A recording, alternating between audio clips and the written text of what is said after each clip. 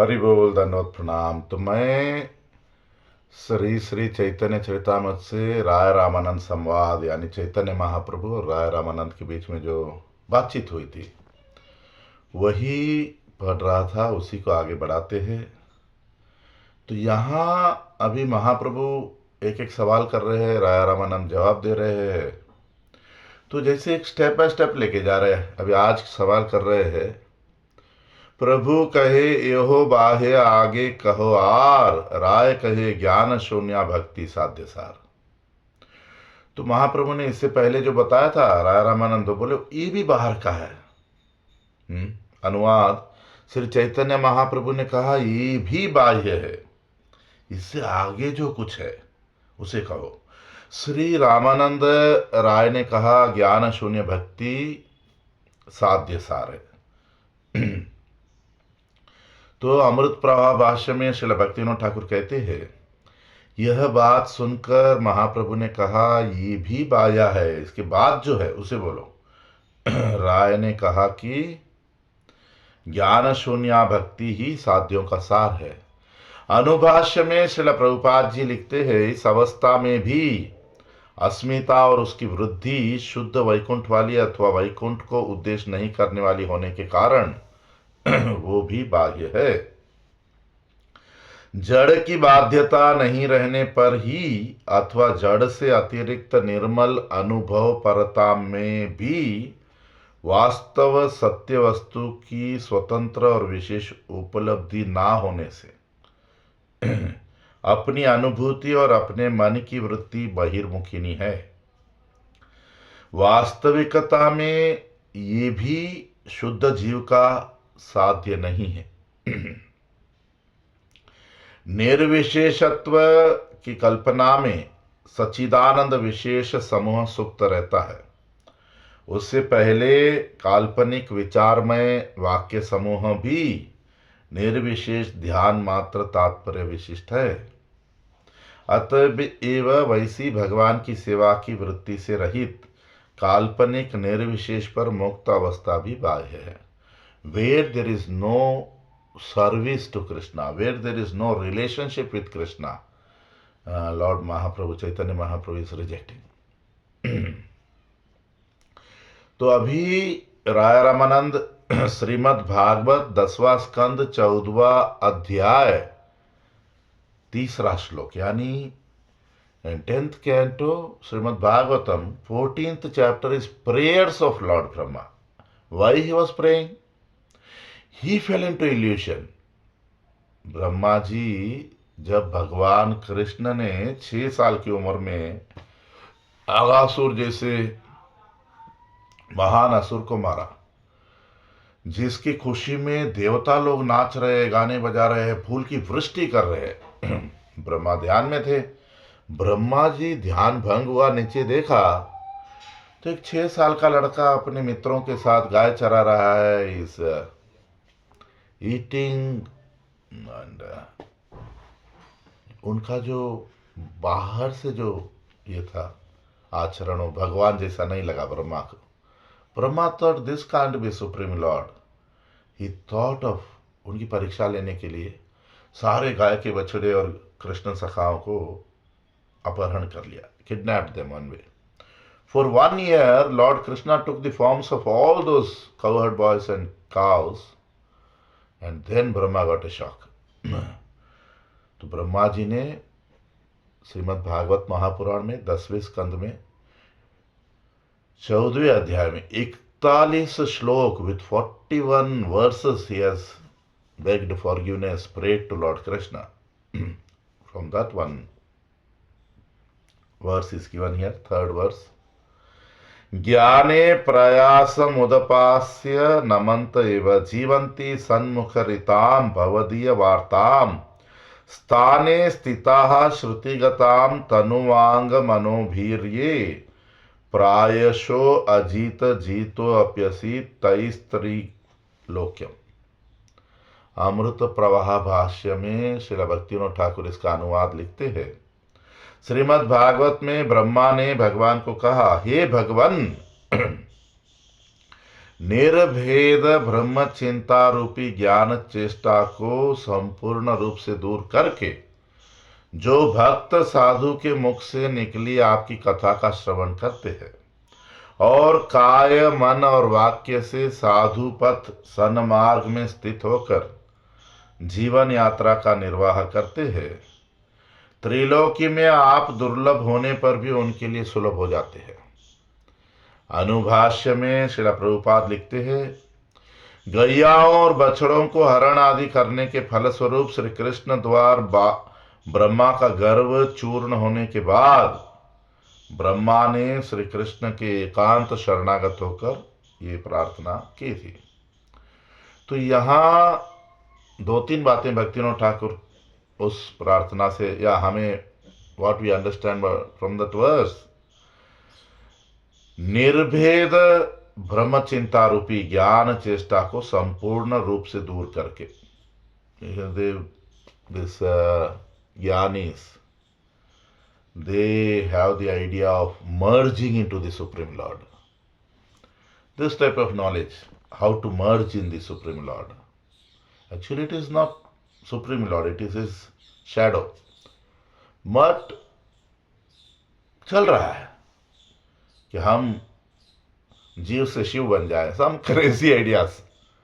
तो ये छोड़कर जब completely living this type of mentality, accepting the mentality of servitude, भगवान में सेवा भाव का, वह तो एक भक्त साधु से भगवान की कथा सुनना और अपना जीवन यात्रा जो भी whatever duties we are, wherever we are, जीना, तो भगवान सबके लिए दुर्लभ है, मगर अगर ऐसा करेंगे तो सुलभ हो जाएंगे। ये सुन के भी महाप्रभु बोलते ये हो है, all this time you was telling ये हो बाह्य बाह्य, what you are telling is external, but now Chaitanya Mahaprabhu is accepting, yes this is true. आगे कहो और भी कुछ आगे की बातें बताओ ना। राय कहे प्रेम भक्ति सर्वसाध्य सार। अनुवाद, श्री चैतन्य महाप्रभु ने कहा, यद्यपि अब साध्य निर्णित हुआ है, परंतु इससे आगे जो कुछ है उसे कहो। श्री रामानंद राय ने कहा, प्रेम भक्ति सभी साध्यों का सार है। So we have entered devotional path, leaving all other kinds of अन्याभिलाषिता शून्यम ज्ञान कर्मादि वर्जितम उत्तम भक्ति we have entered, but in that also Mahaprabhu is asking, tell me something about still higher. And राय रामानंद ने बोल दिया, प्रेम भक्ति सभी साध्यों का सार है। अभी अमृत प्रवाह भाष्य में श्रील भक्तिविनोद ठाकुर लिखते हैं, यह बात सुनकर महाप्रभु ने कहा, यद्यपि अब साध्य निर्णित हुआ है, तथापि इसकी अपेक्षा जो श्रेष्ठ है उसे कहो। तात्पर्य ये है कि केवल वर्णाश्रम धर्म के पालन की अपेक्षा कर्मार्पण श्रेष्ठ है। केवल कर्मार्पण की अपेक्षा स्वधर्म त्याग अर्थात अपने वर्ण धर्म को त्याग करके संन्यास ग्रहण करना श्रेष्ठ है। उसकी अपेक्षा ब्रह्मानुशीलन रूपी ज्ञान मिश्रा भक्ति श्रेष्ठ होने पर भी ये सारी चीजें बाह्य, these all are external things, क्योंकि साध्य वस्तु जो शुद्ध भक्ति है वह उन चारों प्रकार के सिद्धांतों में नहीं है। आरोप सिद्धा और संग सिद्धा भक्ति कभी भी शुद्ध भक्ति कहकर परिचित नहीं होती। स्वरूप सिद्धा भक्ति एक पृथक तत्व है। वह कर्म, कर्मार्पण, कर्म त्याग रूपी संन्यास और ज्ञान मिश्रा भक्ति से नित्य पृथक है। उस शुद्ध भक्ति का लक्षण यह है कि वह अन्याभिलाषिता शून्य, ज्ञान कर्म आदि से अनावृत, आनुकूल्य भाव से कृष्ण का अनुशीलन वही साध्य वस्तु है। क्योंकि साध्य अवस्था में इसको देख पाने पर भी सिद्ध अवस्था में ही यह निर्मल रूप से लक्षित होती है। महाप्रभु के अंतिम प्रश्न के उत्तर में राय रामानंद ने कहा, प्रेम भक्ति ही सभी साध्यों का सार है। शुद्ध भक्ति प्रथम अवस्था में शांत भक्ति के रूप में प्रतीत होती है। उसमें कृष्ण के प्रति ममता बुद्धि नहीं रहती। आगे शिला प्रभुपाद लिखते हैं, ज्ञाने प्रयास श्लोक में साध्य का निर्णय होने पर महाप्रभु ने इस वृत्ति को साध्य वृत्ति कहकर स्वीकार किया। यही साधन भक्ति के नाम से जानी जाती है।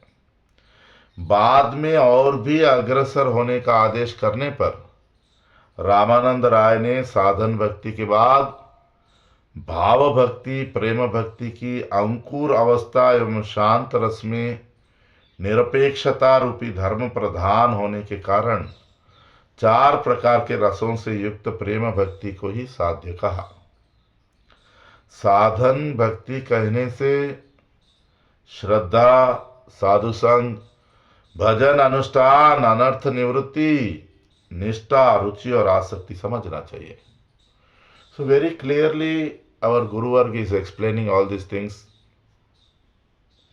Whatever sometimes people are thinking karma is topmost, some people are thinking ज्ञान is topmost, कुछ लोग सोचते हैं कर्मार्पणम श्रेष्ठ है, कोई सोचता है अपने वर्ण का त्याग करके संन्यास लेना श्रेष्ठ है, कोई सोचता है ज्ञान भक्ति श्रेष्ठ है।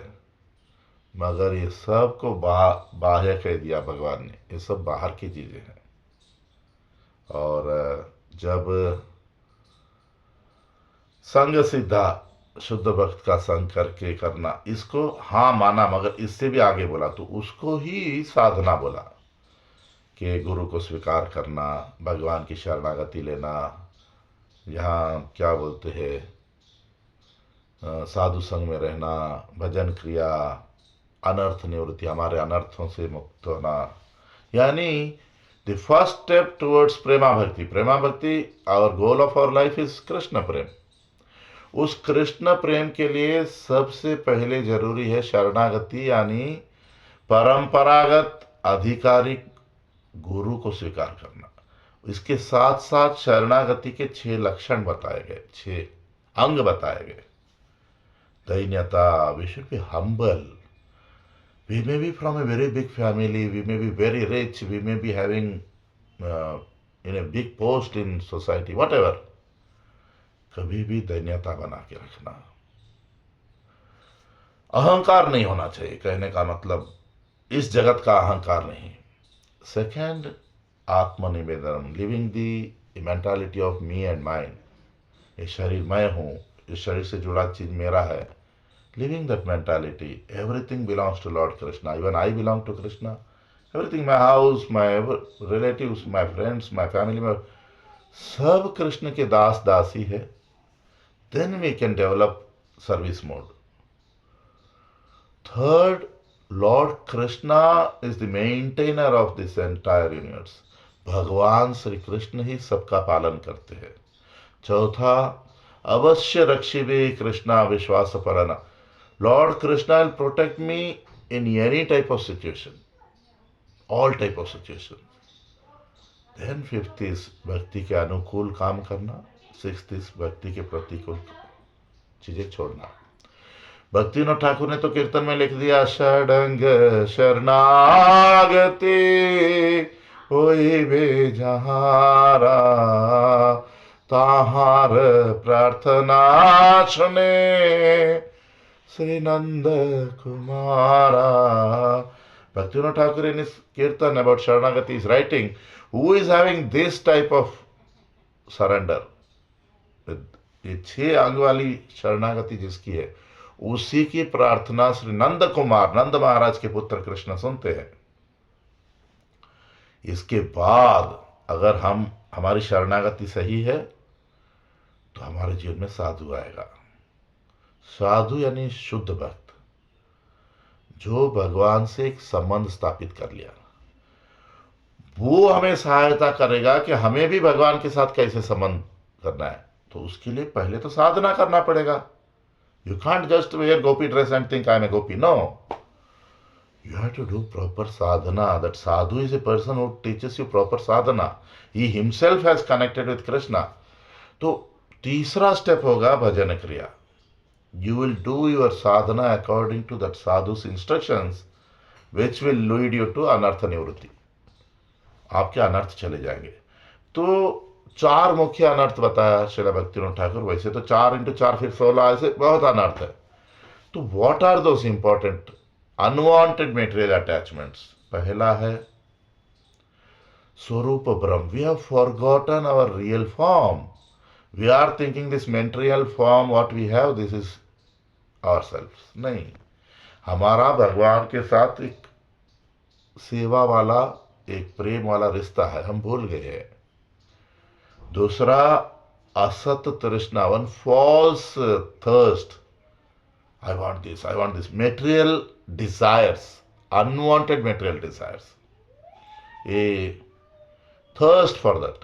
प्यास लगी, ये करो, वो करो. People are working 12 hours, 16 hours. खाना तो 3 टाइम ही खाओगे, कि ज़्यादा खाओगे? Then comes नाम अपराध. We are chanting, but many times we are doing it with the offenses. So you should be careful. We should come out of that offensive chanting. Fourth is हृदय दौर्बल्य. Many things we know, हम बहुत चीज जानते हैं मगर उसको टालते हैं, बाद में करूँगा, ठीक है, इतना तो रहता है. So this type of things have kept us far from bhakti. ये चीजें हमको भगवान से संबंध बनाने में बाधा कर रहे हैं. So when you come out of anarthas, you reach the stage of nishtha, firm faith. When you reach this stage of firm faith, you will understand your relationship with Krishna, and now your service, now your bhakti is taking you towards prema. Then there is nothing in between. After nishtha, ruchi, rati, bhav and prem. So yeah, I'll be continuing this. चलते रहेगी कथा. आज के लिए यहीं समाप्त करता हूँ. हरि बोल, दंडवत प्रणाम.